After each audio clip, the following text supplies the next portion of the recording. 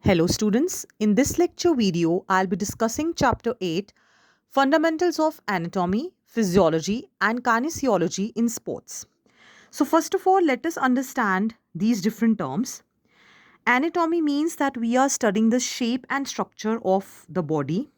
So it is derived from a Greek term that means a part to cut, means if we cut a body and what all systems, various organ systems which we study, that is anatomy. Physiology, on the other hand, means that which will understand the nature of different mechanisms. Kinesiology means where we will understand the motion, and these are very much essential to understand the different aspects of sports. So let us first understand anatomy, like it is the different, you can say, studying the structure, shape, size, and different muscles present in the body. So, physiology refers to all these relationships which are there in the body, all the functions basically, that is physiology.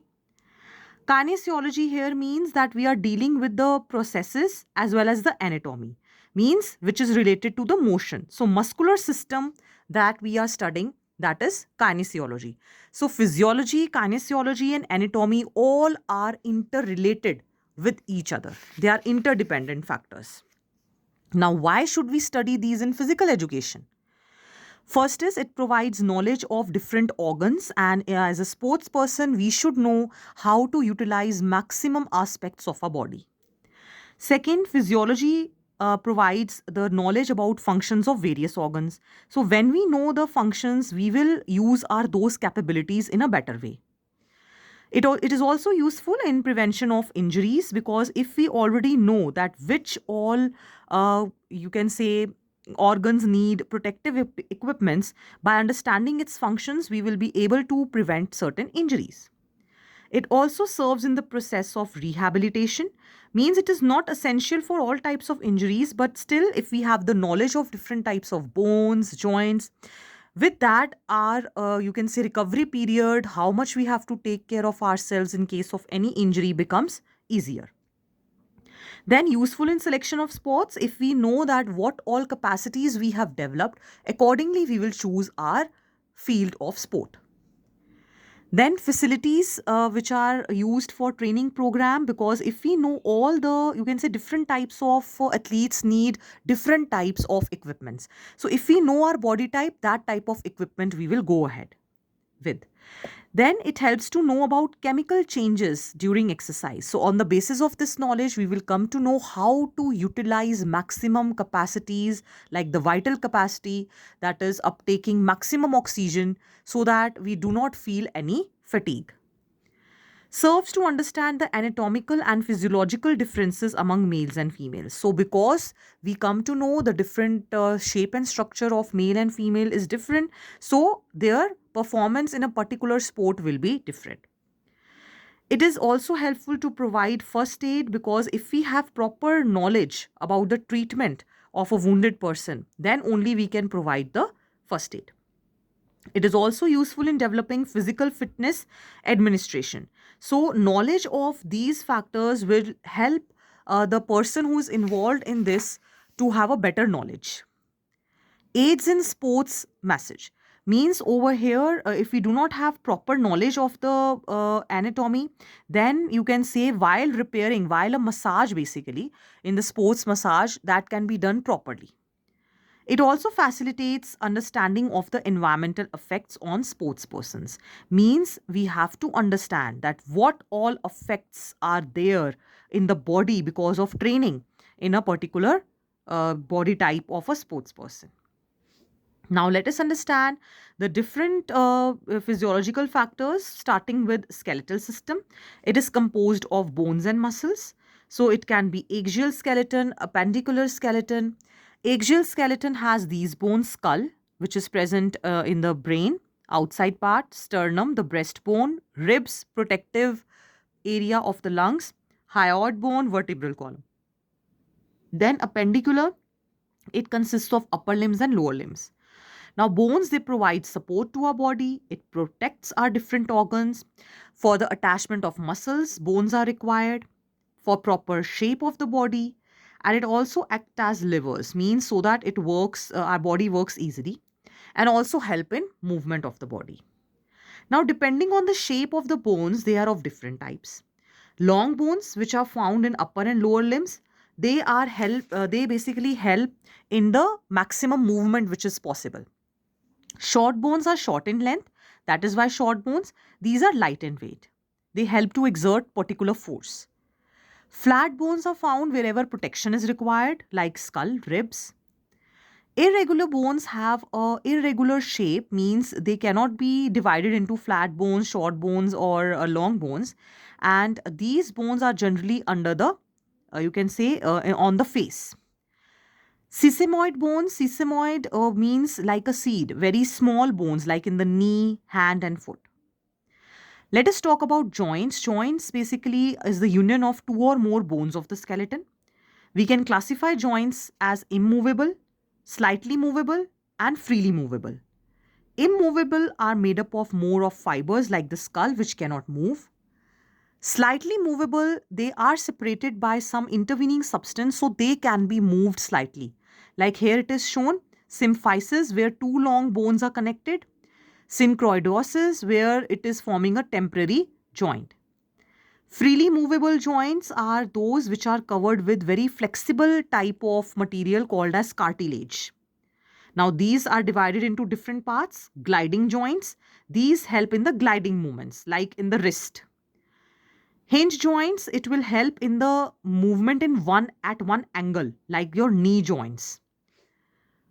Condyloid joints, these will help in the movement in two directions like flexibility, but there will be no rotation.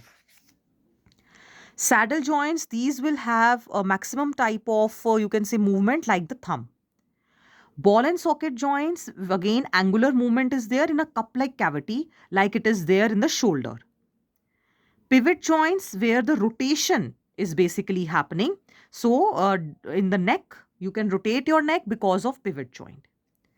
Now, let us understand the properties of muscles. What are these? These are basic units for the movement. The muscle fibers can be classified into white fibers and red fibers, like discussed. So, different muscles which are being formed are skeletal muscle, smooth muscles, and cardiac muscles. They are excitable, means they will activate our muscles and utilize energy. They can contract and relax. They are very elastic so that they reach their normal size. And they are extensible, means they can be stretched, extended, and but to a limit only it will be stretched. What are the functions of muscles? They will maintain posture, they will help in movement. Cardiac muscles will help the movement in the heart. Skeletal muscles have like two types of muscles are there, which will depend, the, you can say, the performance of athlete is dependent on that. Muscles also provide shape, and big muscles can provide protection to the bones. Next, let us undergo the mechanism. Let us see about a respiratory system. It consists of nose, then pharynx, larynx is the voice box, ring of cartilage is trachea, which is further divided into small branches called as bronchi, and later on the lungs, where these is separated by a diaphragm, which will help in the contraction and relaxation. Now, from the nose, the, you can say, air will enter in the pharynx through this long tube. It will reach the larynx, finally to trachea, where it will be divided into bronchi. Bronchi will further divide into bronchioles, and diaphragm is having a collection of muscles. Lungs are the main organs for respiration. Now, there can be different types of respiration, external or internal respiration. External means when oxygen we take in, okay, is taken in when we inhale. That is external, from outside, whatever is being taken in. Then internal means inside the body there will be exchange of oxygen and carbon dioxide, because carbon dioxide has to be removed. Now, main function of respiratory system is for our survival to supply oxygen. How respiration occurs? Two things: inspiration, that is inhalation, and expiration, that is moving out of air. Next, let us come to circulatory system, where the circulation of different components, materials happen with the help of heart, arteries, veins, and capillaries. Now, heart is in the thorax between the lung region. The structure of heart contains four chambers in case of humans, two auricles and two ventricles. Heart basically pumps the blood from the lungs to the heart, that is pulmonary circulation, where oxygenated blood comes, whereas deoxygenated blood comes from the tissues. So here it is clearly shown that from the tissues, the deoxygenated blood will come, and from the lungs, the oxygenated blood. So pulmonary circulation means that from the right part of the heart, the deoxygenated blood will go to the lungs for oxygenation. Systemic means that when the blood comes from the left ventricle, it will go to the artery, which is largest artery aorta, and it will go to the different parts of the body, that is oxygenated. The blood vessels which are there is artery, where the blood will flow under high pressure, and it will always carry blood away from heart. It can be elastic, muscular, or arterioles, like small, very small arteries. Veins are blood vessels which will take the blood towards heart, and the blood will flow under low pressure. Capillaries are minute vessels where in the tissues these will reach, the capillaries will reach. These can be very continuous or found in only particular regions, fenestrated, or sinusoidal, only found in liver, spleen and bone marrow. Now, function of capillary is that in tissues, very small regions are there where arteries and veins cannot reach. So, their capillaries function. Circulatory system helps in transporting not only oxygen but different types of food materials also. So, heart basically is the pumping organ. Arteries, veins, and capillaries are the blood vessels which will help in this process. Blood also helps to maintain our body temperature. Next, let us look at equilibrium. Equilibrium means that whatever forces are acting, they are acting equally, means it is in a balanced state. So, it can be static or dynamic. Static means when center of gravity is in one position, and dynamic means when center of gravity is in motion. Now, what are the principles of stability? You can see from this diagram. Less base of support, this type of stability. Then we have this type of positioning, these different types of positionings we are having. Okay, so if this positioning is there, here you can say the less stability is provided. And in this case, very less stability. So you can say that we need to balance not only our walking activities but also our working activities. Okay. Now let us understand. The lower the center of gravity is to the base of support, the greater is the stability. And again, inversely, if it is higher, the center is at the higher support, then it will be less stability. Okay. So next, COG is the center of gravity.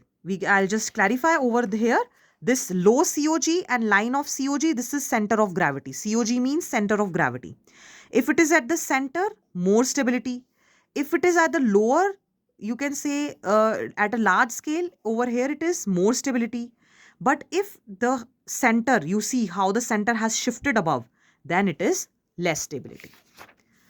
Next, the center of gravity, how do we calculate? That is an imaginary point within an object. Like if we want to look at these three people, they are doing different type of asanas. So at the center point, just an imaginary where all the weight of a person is balanced, you can consider. Okay, that is the center of gravity or COG.